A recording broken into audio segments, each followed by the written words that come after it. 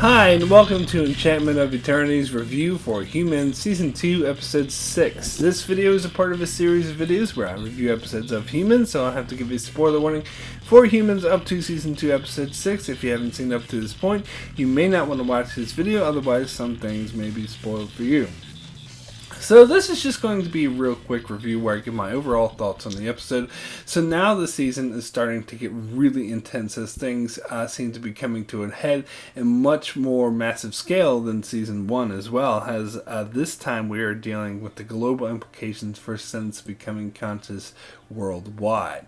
The two main things of note in this episode is it explains the deal with sense children, which I didn't really get from the previous episode, that apparently this was Milo Corey's plan all along and why he's trying to learn how to make conscious sense so he can sell sense children to families that have lost children or can't have children of their own. And Dr. Morrow has some major ethical issues with what he's doing, but he blackmails her into staying with him against her will.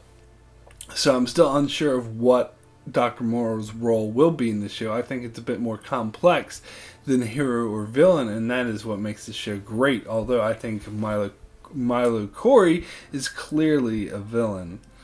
The other major thing of note in this episode is the change of character of Mia. As I said in the review at the start of the season, that she seemed to be the one who was the most endeared to humans and cared for them the most, and this seems to change completely after she was betrayed by Ed. So that was the storyline I wasn't really on board with, but now that I know where they went with it, I feel it was actually really effective, as the end result was souring Mia to humans. I don't think she is at the Hester level of anti-human mentality, but I do think she's now seeing them as more of a danger to sense. This is kind of indicated in how she tells Odie he needs to be strong in order to survive. It was interesting how she reverted to Anita and was dependent on the Hawkins to bring her back. She didn't show any hostility towards them, but she didn't seem as endeared to them as she used to be. I feel she has a more, feels that humans and sense should be separated kind of attitude.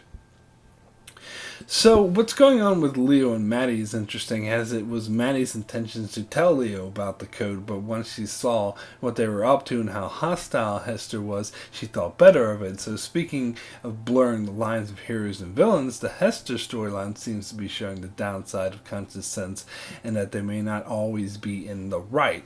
A lot of interesting dynamics here with Mia's return, as Maddie was hoping that she'd talk sense to them, but instead she wanted to full on help them, and even went as far as to tell them about the program Maddie has to instantly make sense conscious. Makes me wonder if they'll use that to break into the place and free the sense.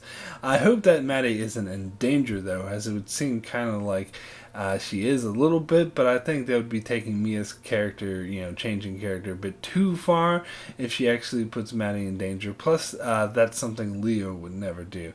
And on the other side of the coin, you got Dr. Morrow inside the silo turning the sense against Leo and calling him dangerous, which is setting up for a clash of sorts.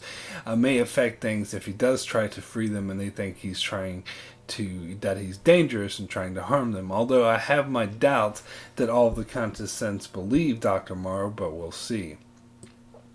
So it's also interesting what's going on with Max, that he's completely locked Leo out of finding other sense. I wonder what effect that will have. I hope Max wasn't stupid enough to believe Hester when she told him what Leo said, but maybe he did. I don't know. And the other interesting aspect of this episode was Niska on the run, how they were using sense to track her, and when Mia awoke, she was aware of this and that Niska was in danger.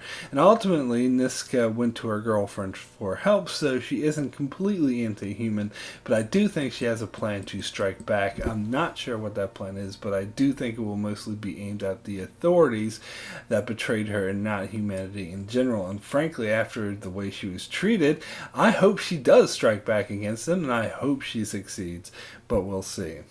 So my rating for Humans Season 2, Episode 6 out of 10 is a 9. Excellent.